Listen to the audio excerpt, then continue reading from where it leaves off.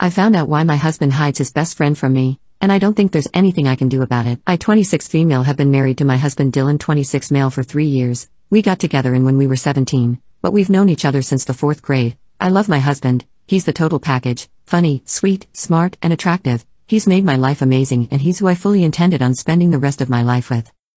We attended all the same schools from the time we met, up until college. In that time we've both made our own friend groups. He's been more connected with his friends than I have, and because of that I've become a part of the group as well. I'd like to think, in that time, I've been at around 50% of their group hangouts, mostly because of my job, but sometimes I'm just straight up not invited. I didn't question any of this because hey, they're his friends, he doesn't see them nearly as often as he sees me, it's not my business. My husband met his best friend Caro, 27 male, long before he met me. I knew almost nothing about Caro up until recently. He wasn't at our wedding, nor did he attend any of the same schools as us, and I was under the impression he wasn't friends with anyone in our group. I thought all of this was because of his line of work, as I was told he traveled a lot. Last year me and my husband went to a barbecue hosted by another couple in the group. Caro was there. I didn't recognize him at first, but when I realized who he was, I was honestly kind of shocked. I'd seen him in person before, but he always kept a very good distance from me, which I'm realizing now was intentional. Anyways, he's totally stunning. He looks like he could be a supermodel. When I attempted to make conversation with him, he seemed really nervous and totally shut me down after a few sentences. When I mentioned this behavior to anyone else, they also shut me down, saying things like, "That's just how he is," or, "Maybe you said something that offended him." In short, no one would tell me anything about Caro at all. Any conversation that involved him was a no-go. At the end of that night, I tried talking to Dylan about his behavior. He told me Caro didn't like me. I was confused, because I'd hardly seen him in person at all, let alone actually talk to him. The excuse my husband gave was that he disliked me because I cheated on my husband once in college and Caro was too stubborn to let it go. I've seen Caro less than a dozen times since then, mostly at birthday parties, huge get-togethers, and on one occasion he came to our house to watch a football game with my husband and a few of their other buddies. Anyways, a few weeks ago my husband went fishing with his cousin. That same night, I had some of the girls in our friend group over for a girls' night type thing. Lily, 24 female, was scrolling through some social media. I was glancing over her shoulder when I saw a selfie of Dylan and Caro sitting next to each other in a hot tub. The selfie had been posted maybe 30 minutes ago. I asked Lily about what I had seen, and she went pale. She tried saying nothing, but I snatched the phone from her and went to the profile that posted the photo. The profile belonged to my husband. It was a private profile, and scrolling through the photos, most of them were dirty jokes or memes, but the rest of them were photos of him and Caro. Either they were hanging out alone, or with the rest of the group, minus me. Most of the photos they seemed way too close, too touchy, or doing things that seemed too personal or intimate for friends to be doing. I spent a good 10 minutes looking before I couldn't take it anymore. I was horrified. All of the photos were dated to nights my husband told me he was working late, hanging out with this relative or that, times that he told me he was doing something else, and obviously hangouts that I wasn't invited to. Lily just sat there looking dumb. She didn't say anything, but all the girls were looking at us like a bomb had just gone off. They clearly knew what I had seen, and their reactions were enough to confirm exactly what I was afraid of. I was livid. I started yelling. Lily was crying and then the rest of the girls were freaking out. When I started to calm down and demanded that they explain what was going on, Lily told me everything. Dylan and Caro had been intimate together, and very essentially dating behind my back since before we even got married. They got together during a 1-month break me and Dylan had during college, and they stuck together ever since. They all knew, and none of them told me until I found out the hard way. Caro wasn't at our wedding because he felt guilty. He avoided me like the f***ing plague because he felt guilty. They arranged group meetups in a group chat I wasn't in, because they all liked Caro enough to spare his feelings. Even the guys in the group felt the same way about him. Apparently, Caro was never as distant as I thought he was. He was just being hidden. Dylan was hiding him from me because he didn't want me to find out they were together. By the end of it, half of us were sobbing, and everyone who wasn't was apologizing to me. I was so angry. I made them swear they wouldn't say anything to Dylan or anyone else. I kicked them all out, and cried myself to sleep. I was basically in denial, like it was some kind of sick prank.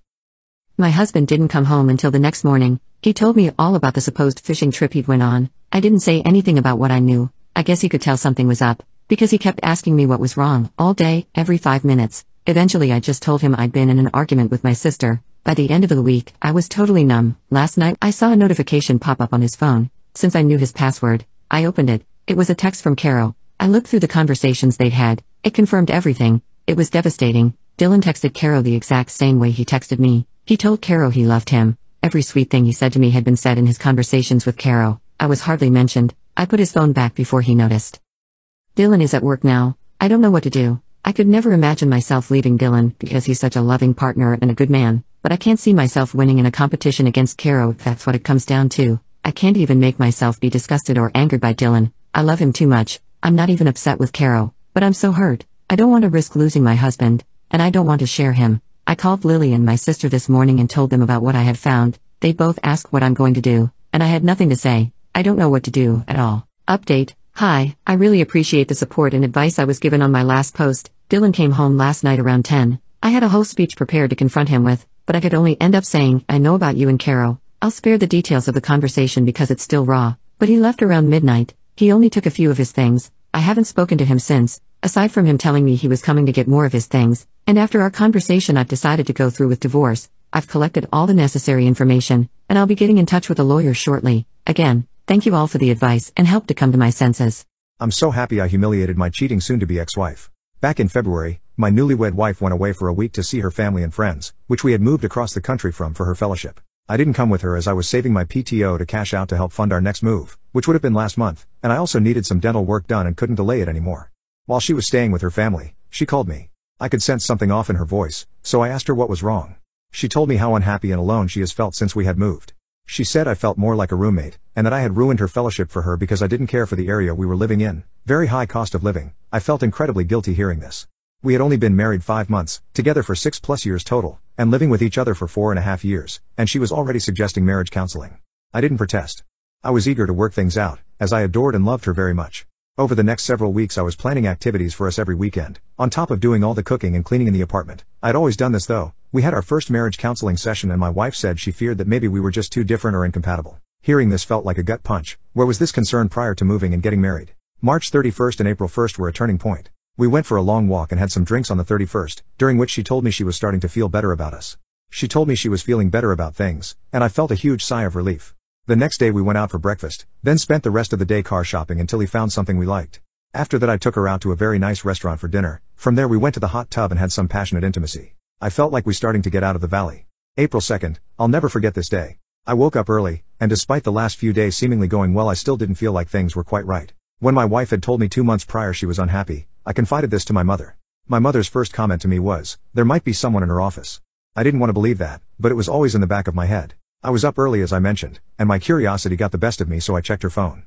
Sure enough, there was someone in the office. Someone she was texting minutes after we made love.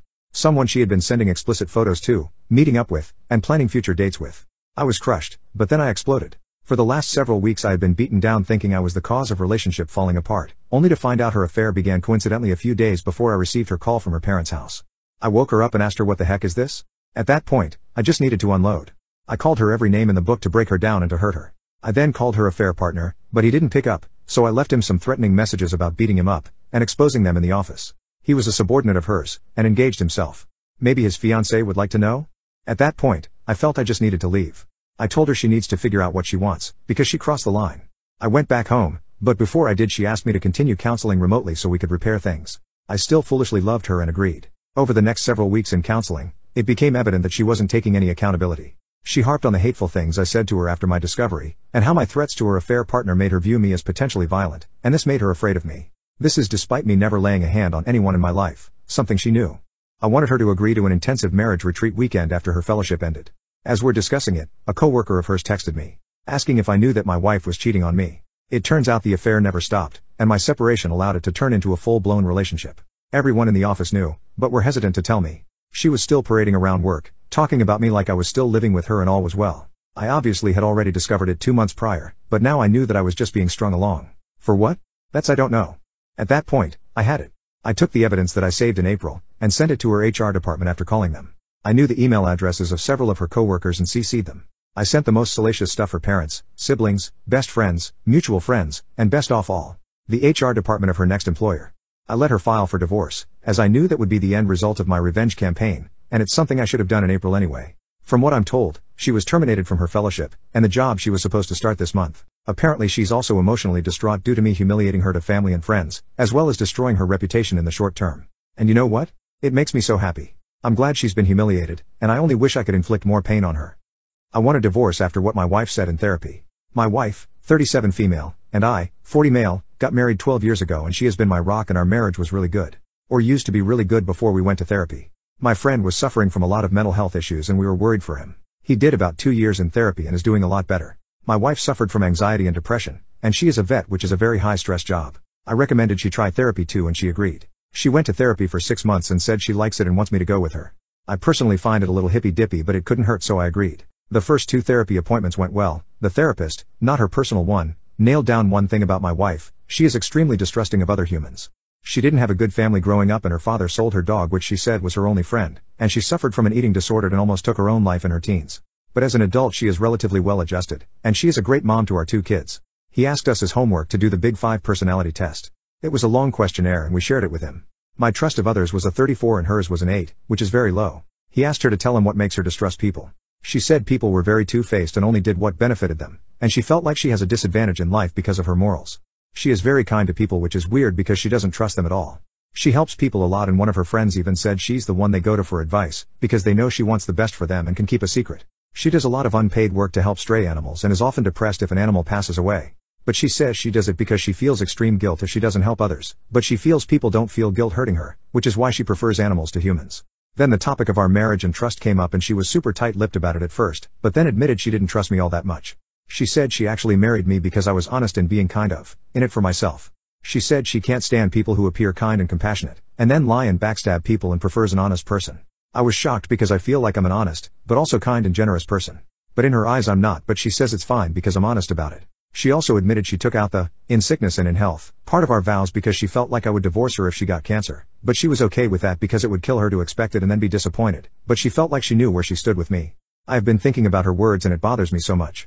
I asked her out of therapy why she even married me, and she said she knew I was hardworking and honest, and most people are not kind but that they fake kindness to get ahead. She liked that I didn't, and she felt like she really understood me, so she felt safe with me.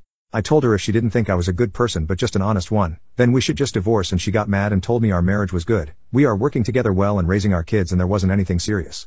To me, I just realized my wife didn't think I was a good person and I feel like our marriage has been a lie. Edit. Some of you are asking if she loves me and if I love her. I definitely love her, but in therapy she said she thinks she loves me but also admitted she doesn't know if she can love humans, as humans are generally selfish and destructive and will take advantage of people weaker than themselves. I'm really worried if she loves our kids. She acts like she does, but it's hard to tell because she goes above and beyond for people she worries are going to backstab her.